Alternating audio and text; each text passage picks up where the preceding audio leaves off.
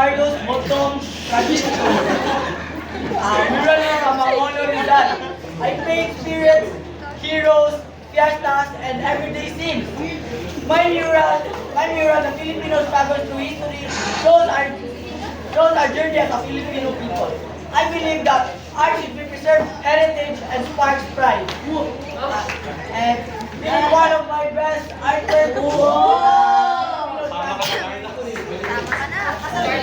What a masterpiece of memory! Thank you, Bottom, for being here. Sorry, now, let's turn up the volume as we welcome the genius behind some Open's most iconic songs, Mr. Ryan Cayapian. Hello everyone, I'm Ryan Cayapian. Kaya ganda ng ating musika. I've spent my life creating music that represent Filipino talent. I also guide young artists to give original Filipino music alive and present. Oh, that's cool, Mr. Ryan Cayapian. Can you show us some highlights of your Sure, this song is called Kailan and it was popularized by the group band that called Smoky Mountain.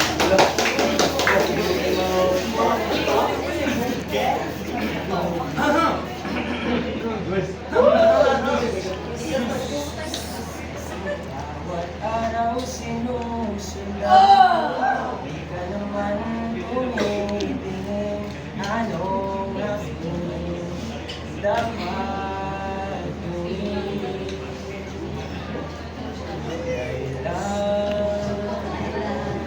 Kailan mo ba mapapansin ang aking lihim? Kahit anong aking gawin, di mo pinapansin. Kailan napusin ang puso pinagpin? Kahit anong gawin namin, di mo ba ipansin?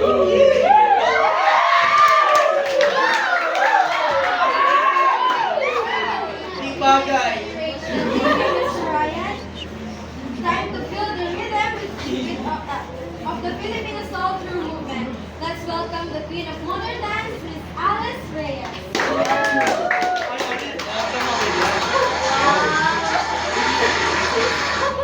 So good afternoon everyone, I am Alice Reyes. I founded Ballet Philippines in the year 1969 to blend classical techniques with Filipino story. Dances like Amata and the Tales in the Moon bring our culture to life through powerful events. Miss Alice, can you show us some of your most famous works? Yeah. Yeah, so now I'm gonna show you half of the choreography of Itim Asu, which is inspired by Virginia Moreno's play The Onyx School, about a lady who seeks revenge for the assassinated governor.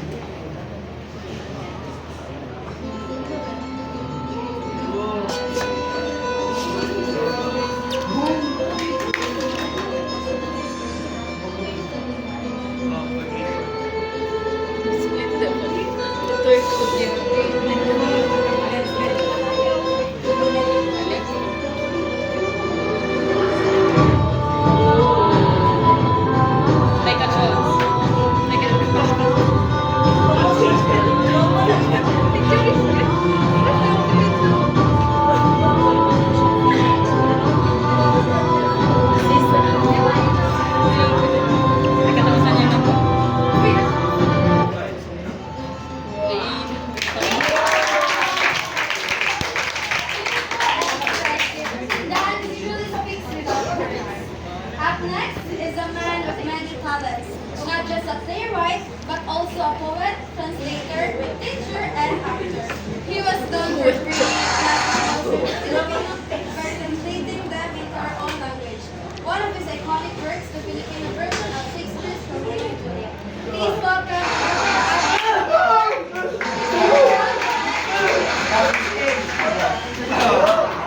I am Rolando Espino, and I believe that theater must speak the language of its people. That's why I translated Western classics into Filipino, like Shakespeare's Romeo and Juliet. My goal was to bring powerful stories to life, so in a way that every Filipino could feel and understand. So, Mr. Quinio, can you show us some of your famous works? Sure, but it's a short line, the one that I translated, which is Shakespeare's Romeo and Juliet. Oh, Julieta, sa bawat titig ng puso ko, ikaw ang pinili ko. Buhay ko'y wala ng saysay kung wala ka. Bravo!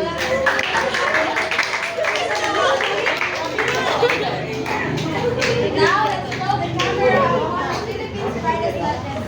Please welcome the National Artist for Theater, Mr. Gerardo De Leon.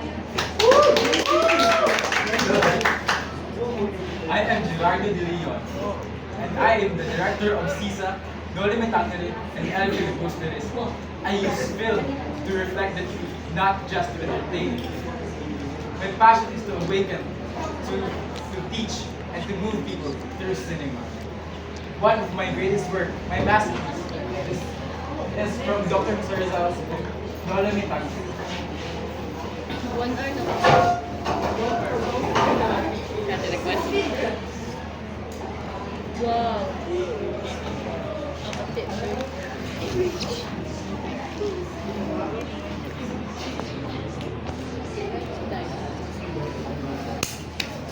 Lights, camera, crew, thank you for capturing the heart of our nation's Words hold so much power, and our next guest prove it. Let's welcome the first national artist for literature, Mr. Elliot Tiempo. I am Elliot. I write poetry and fiction about love, affection, and illustration. I co-founded one writer system to like that young writers shaping the history of Philippine literacy. Here is a short poem from my work oneself. Ay, ganun sa kaniya.